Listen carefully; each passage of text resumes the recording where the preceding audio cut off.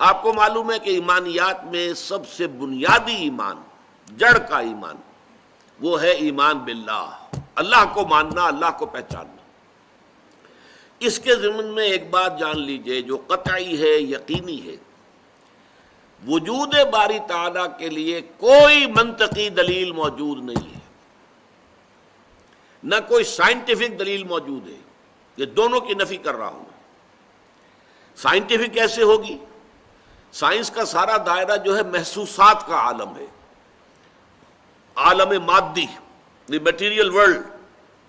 Science کا دائرہ اس سے باہر ہے ہی نہیں، اور اللہ تعالیٰ کی ذات اس عالم مادی سے وراء الورا ثم وراء الورا ثم وراء الورا، لہذا کسی سائنسی دلیل کا ہونا ممکن نہیں۔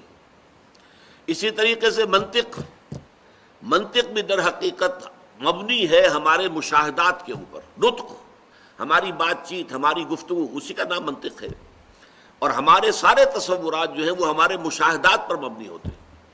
تو منطق کی بھی رسائی نہیں ہے، وہاں تک اللہ تک پہنچنا ممکن نہیں ہے۔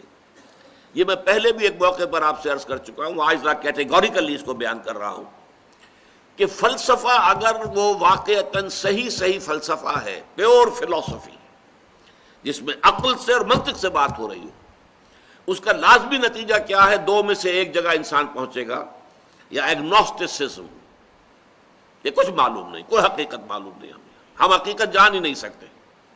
ایگنوسٹسزم، لا ادریت، لا ادری، میں نہیں جانتا، ہم نہیں جانتے، کچھ نہیں جانتے، کہ کس نقشد و نقشاید بحکمت ہی معمارہ، کہ یہ جو کائنات کی گتھی، یہ الجھی ہوئی ڈور ہے، اس کو نہ کوئی کھول سکا ہے نہ کھول سکے گا دلیل کے ذریعے سے اور منطق کے ذریعے سے، کہ کس نقشد و نقشاید بحکمت ہی معمارہ۔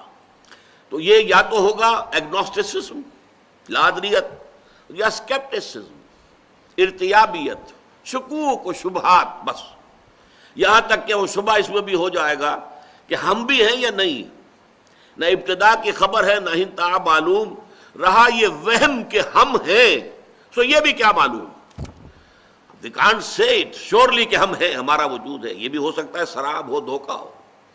تو جو عقل خالص ہے، عقل خالص، اس کا لفظ بعد میں بھی آئے گا، یہ اس لیے کہ پیور ریزن کا لفظ استعمال کیا کانٹ نے، ایک کریٹیک آف پیور ریزن۔ عقل خالص جو ہے وہ درماندہ ہے اس معاملے کے اندر کہ وہ اللہ تک نہیں پہنچ سکتی۔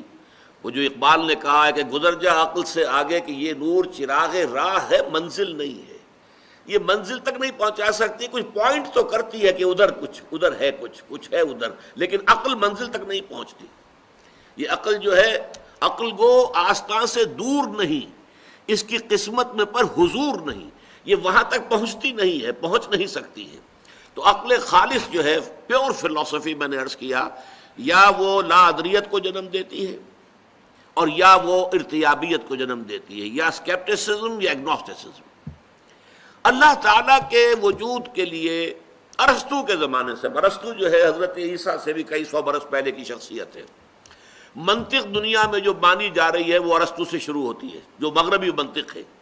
اگرچہ انڈیا میں منطق اس سے بھی پہلے موجود تھی اور بہت زیادہ ڈیولپ تھی، ہندوستان کی منطق، لیکن چونکہ بعد میں تو اب یہ جو دور ہمارا ہے، اس میں تو ہر چیز جو ہے وہ مغرب کی ہے، اس کی چھاپ پڑی ہوئی ہے، مغرب کا روب ہے، فلسفہ ہے تو مغرب کا، سائنس ہے تو مغرب کی۔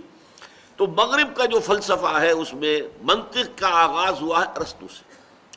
ارسطو کے زمانے سے اللہ تعالیٰ کے وجود کے ثبوت کے لیے 3 دلیلیں پیش کی جاتی رہی۔